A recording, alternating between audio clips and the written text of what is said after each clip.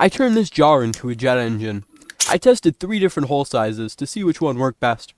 But first I had to figure out how to even get it to ignite properly. So I used a small fan I 3D printed to clear out the gas after failed attempts, and stir the fuel. For fuel I just used 91% rubbing alcohol.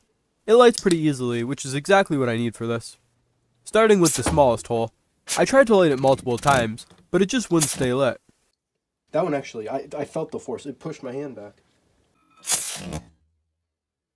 Next, the largest hole.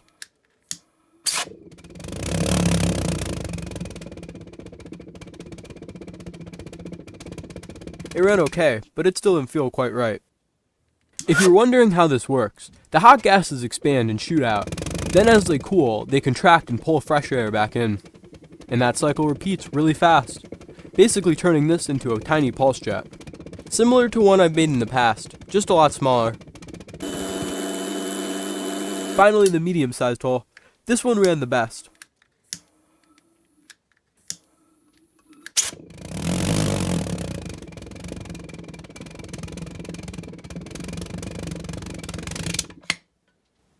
That worked perfect.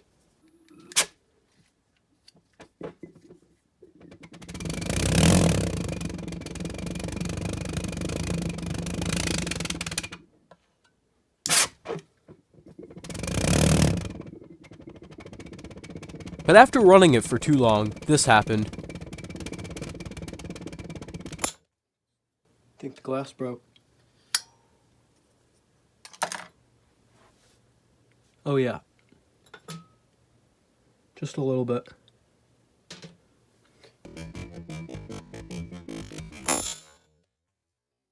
Something I noticed that's kind of weird. The second my heat gun's laser hit the jar, it broke. So in conclusion, don't make your jet engine out of glass.